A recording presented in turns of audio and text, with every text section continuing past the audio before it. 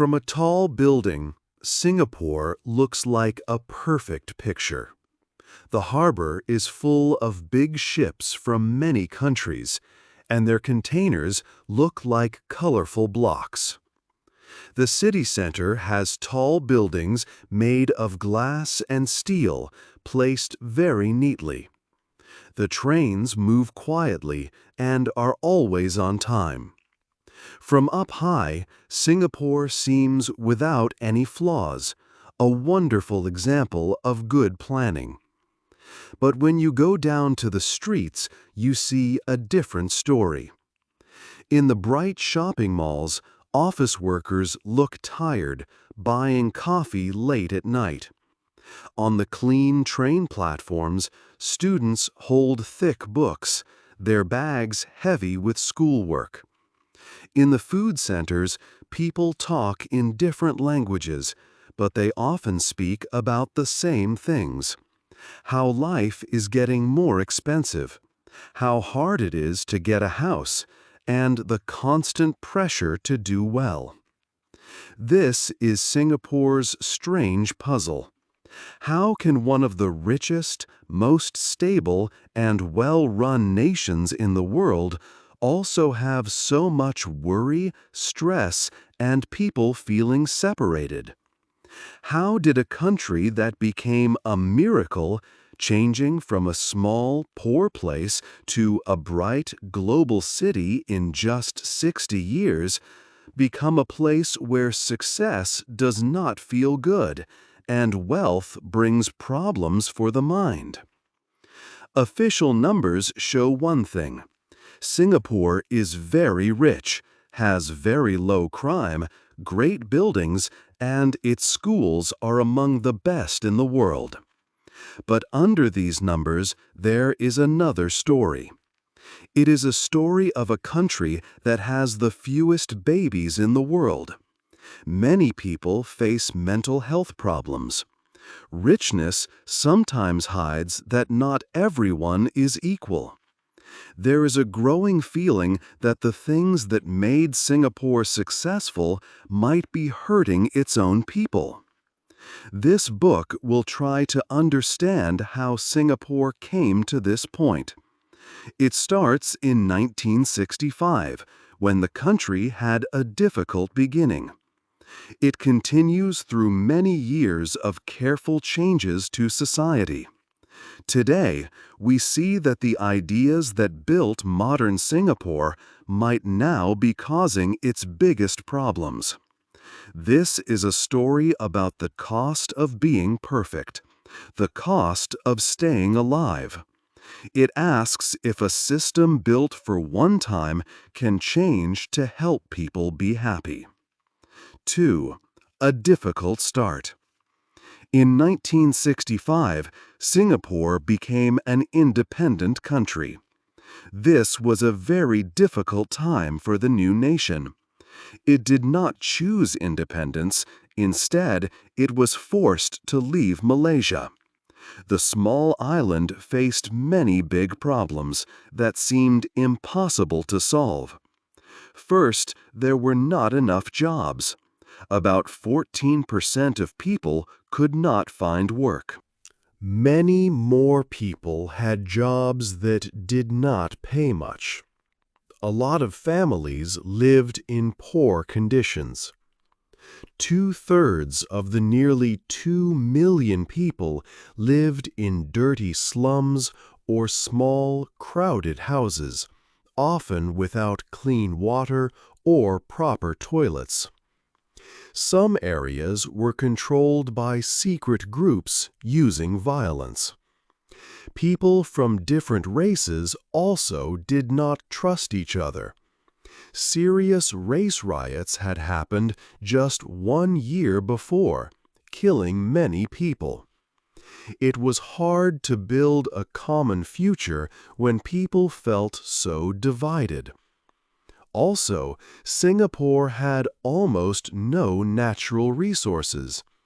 There was no oil, no minerals, and not much land for farming. The economy relied on being a busy trading port for the British.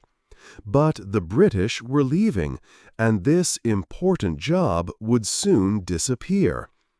Singapore was losing its biggest employer, which made the future very uncertain. One person called Singapore a third world country with first world problems and no obvious solutions. Many people also had little education. They often spoke only their local language, not a common one. There was no strong national identity. Singapore had to start from a very bad situation. Because of these huge challenges, the government believed it had to take very strong actions. They felt these drastic steps were needed for the country to survive and become strong. 3. The Big Plan. After a difficult start, Singapore's leaders created a bold plan for the future. The first part of this plan focused on building a strong economy. The small island nation had almost no natural resources, and its traditional role as a trading port was facing an uncertain future. So, the government decided to make Singapore very attractive to big companies from other countries. These were often called multinational corporations because they operated in many nations around the world. Singapore offered many special deals to these foreign companies. They could pay very low taxes for many years, sometimes even decades. They also did not have to pay extra money on materials or goods coming into the country. The government also promised not to take over their businesses. But the real reason companies chose Singapore was because it offered a very stable and efficient place to work. In those years, many nearby countries had problems like political unrest, unpredictable governments, or corruption. Singapore, however, had reliable electricity, modern phone lines, and very efficient ports. The government was known for keeping its promises and having clear rules, which built strong trust with these large international businesses. To make sure companies found Singapore an easy and profitable place to operate, the government also carefully managed the workforce.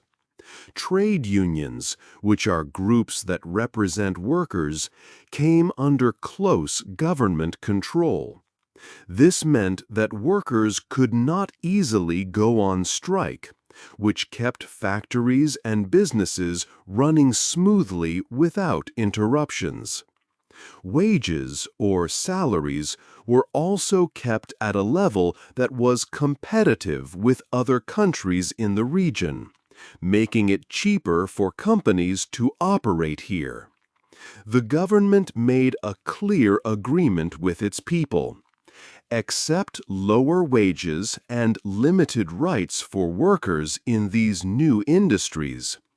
In return, the government promised everyone would have a job, and their lives would get better and more prosperous over time. This big plan worked very well, even better than many people hoped. In just one decade, foreign investment changed Singapore's economy greatly. It transformed from a simple trading post, relying on ships stopping to buy and sell goods, to a strong manufacturing hub. Famous electronics companies from the United States, pharmaceutical companies from Europe, and car makers from Japan built their main offices and factories in Singapore, creating entirely new industries. The port became one of the world's busiest, handling cargo from across Asia and beyond, supporting this new manufacturing growth. By the 1980s, Singapore was getting more foreign money per person than almost any other developing country. This massive inflow of capital created a huge number of new jobs for Singaporeans across various sectors. It also brought new skills, advanced technologies, and a higher standard of living to the country, helping people earn more money and raising overall prosperity. This bold strategy quickly made the nation much richer and stronger, laying a powerful foundation for its rapid economic growth and future success. 4. Learning to succeed. After focusing on the economy, Singapore's government turned its attention to education. They saw education as a very important tool. It was a way to build the new nation and its people. The goal was to make sure everyone had the skills Singapore needed to grow. A main part of this plan was a system called streaming. This system sorted students based on how well they did in school. It started when children were quite young, around 12 years old. After the primary school leaving examination, or PSLE, students were put into different groups. These groups were called streams: express, normal academic, or normal technical. Each stream had different subjects and different plans for the students' future studies and jobs. This system aimed to create a meritocracy. This means that success would come from hard work and ability, not from family wealth or connections. If a student worked hard and did well in tests, they could go to better schools and have more chances for good jobs later. The government wanted the brightest students to get the best education. This would prepare them to be future leaders in government and business. For others, it made sure they learned useful skills for different types of jobs. The streaming system brought very good results for Singapore as a nation. Students often performed very well in international tests. Many Singaporean students ranked among the best in the world. This showed that the education system was very strong and helped the country have a skilled population. However, this focus on academic success also created a lot of pressure. Children as young as 12 felt a huge weight on them. They knew that their results in the PSLE would decide their path. If they did not get into the express stream, they might feel they had failed. Parents also felt this pressure. They wanted their children to succeed, so they often sent them to extra classes, called tuition centers. This created a culture where being kiasu, or afraid to lose, became very common. Everyone feared falling behind. This intense competition led to stress and anxiety for many students and their families. While it made Singapore a nation of top learners, it also came with a hidden cost for the people. 5. Work hard, grow fast. Chapter 5 focused on shaping Singapore's people. The government believed that a strong work ethic was essential for the nation's success. It started many campaigns to teach people to work hard and be productive. These campaigns were everywhere. For example, in one campaign, a cartoon bee named Teamy the Productivity Bee became famous. Slogans like "Productivity is our business" were seen on billboards and heard on television. These messages encouraged everyone to always do their best and to work with focus. This strong push for productivity made Singaporeans known for working long hours. They paid close attention to details and were very reliable. Work became a central part of life for many people. It helped the country grow very quickly. However, this strong focus also meant that sometimes people felt guilty if they rested. Their value was often seen through how much they could produce. This created pressure to always achieve and move forward. Beyond working hard, Singapore also needed more people. Its population was small, which limited its economy and defense. So the government brought in people from other countries. It invited skilled professionals like engineers and doctors, offering them good conditions to live and work. These foreign talents brought new knowledge and helped the economy. At the same time, Singapore also welcomed workers who did jobs like construction or domestic help. These low-wage workers from places like Bangladesh or the Philippines helped build the city's infrastructure. The government also wanted Singaporeans to have more children. It started programs to encourage larger families. There were financial rewards for having babies and support for childcare. Campaigns like "Have 3 or more if you can afford it" aimed to increase the birth rate. There were even social events to help people meet and marry. These plans worked. Singapore's population grew a lot, from 1.9 million people in 1965 to over 3 million by 1990. More people meant more workers and a stronger economy. However, these policies also created new challenges. The mix of different people and the pressure to have children for the nation's needs would become important topics later. 6. The fear of losing. Singapore's fast growth brought a new challenge. People began to feel a deep pressure to succeed. This pressure led to a special mindset known as kiasu. The word kiasu comes from a local language and means the fear of losing. It is about being afraid to fall behind, to miss out on good chances, or to not be as good as others.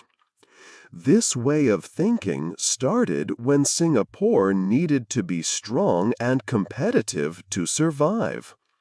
The nation pushed its people to work hard and aim high. But over time, this helpful fear became very strong. It shaped how people lived their daily lives, from childhood to old age. This constant desire to be first or not to lose caused a lot of stress. In schools, the kiasu mindset was very clear. Students felt great pressure to get high grades. Parents also felt this pressure. They worried that their children would not do well enough. Many parents sent their children to extra classes called tuition after school. They did this because they feared other children might get ahead. Students often focused more on beating their friends' scores than on truly understanding their lessons. This made school a very competitive and often stressful place for young people. The workplace also saw this fear of losing. People worked long hours, sometimes staying late even when their tasks were done. They did not want to seem less dedicated than their colleagues. Taking holidays was sometimes seen as a risk, as it might make them look less committed. This constant need to show high performance led to many people feeling tired and stressed. It caused problems like burnout, where people felt completely exhausted and unable to work. Even social life was touched by kiasu. The competitive mindset sometimes made it harder for people to build strong, open friendships. People might think about their own advantage in different situations. The fear of being taken advantage of could make people careful and less trusting. While kiasu helped Singapore become economically strong, it also created a society with high levels of worry, anxiety, and a feeling of being constantly on edge. It showed the hidden psychological price of success. 7. New big problems. Singapore built its success on strong foundations. But today, new problems are appearing. These problems are making life harder for many people. One big problem is housing. For many years, public housing in Singapore was a great success. The Housing and Development Board, HDB, provided good, affordable homes. Most Singaporeans lived in HDB flats and owned their homes. This gave people a sense of security. However, things have changed. More people live in Singapore, partly because of new immigrants. There is not enough land for new homes. So the price of HDB flats has gone up very high. Some flats now cost more than 1 million Singapore dollars. This is a very big problem for young people. They find it hard to buy their first home.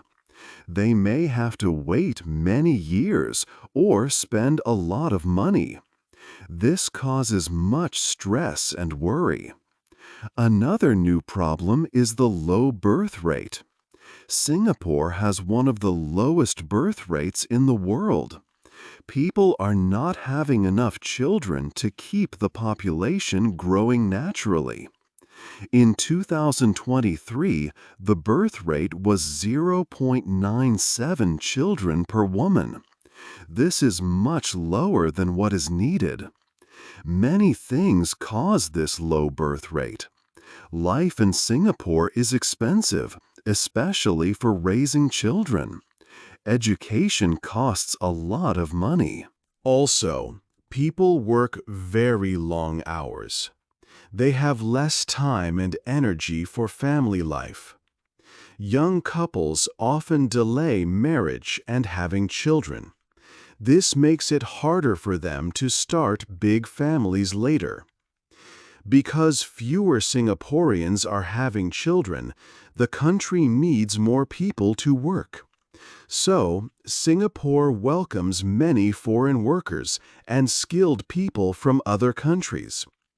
By 2010, almost 40% of people living in Singapore were born in other countries. These immigrants help the economy grow. But this also creates new challenges. Some local Singaporeans feel upset. They feel crowded, and they hear many foreign languages. They also worry about jobs and competition. It can make them feel like strangers in their own country. So, Singapore faces a difficult choice. It needs immigrants to keep its economy strong. But too many immigrants can cause social problems. The country is looking for new ways to balance these needs. The things that made Singapore strong are now causing new difficulties. 8. What happens next? The story of Singapore is truly remarkable. It tells how a small island nation facing huge challenges became a very rich and modern place. But this incredible journey also shows a difficult truth about success. The very things that helped Singapore become strong are now causing new problems for its people. The strong focus on getting ahead, working hard, and encouraging population growth helped the country survive and grow rich. However, these same policies have brought much stress, worry, and a feeling of alone to many Singaporeans today. The government created a system designed to make people highly productive and successful in their work and studies. This system worked very well for many decades. But, over time, it started to feel like this system was making people too tired and unhappy. For example, the education system that produced many very bright students also created a huge amount of pressure. Children and adults often feel they must always be competing and cannot afford to fail. This constant pressure affects their mental well-being and even their decisions about having families. Singapore's leaders now recognize these important problems. They are slowly trying to make important changes. For instance, in 2024, the way students are grouped in secondary schools will change. This new system, called subject-based banding, means less early sorting of children by their academic ability. The government is also talking more openly about the need for work-life balance. They are also expanding programs to help with mental health issues for citizens. These actions show that the leaders understand the need for things to be different in the country. But a very big and important question remains for Singapore. Can a system that was built mostly for economic survival and quick growth also change its main goal to focus on human happiness? Can a nation still be competitive and strong in the world if it puts less intense pressure on its people? For a long time, Singapore measured its success mainly by money, trade, and economic growth. Now it must find a way to also measure how happy and well its citizens feel in their daily lives. Singapore's journey offers an important lesson to countries around the world. It shows that there is a true cost to creating a miracle nation when success comes at a high human price. It teaches us that the rules and policies that work well for survival in one era may cause serious problems decades later. The country that learned how to survive so well must now learn the more complex art of living well, too. It needs to find a better balance between being a very strong economy and having truly happy people. The story of Singapore is not finished. It is still learning and changing how it lives. It is a powerful story about how a nation tries to balance its strength with caring for the well-being of its people. This balance is a very hard one to find for many countries today. What do you think is the biggest challenge for Singapore as it looks to the future? Hey there! Just a second before you go. If you learned something new today, please give this video a like, write your thoughts in the comments, and subscribe to the channel. It only takes a second, and it really, really helps to create even better English videos for you. Your support means the world. Thank you.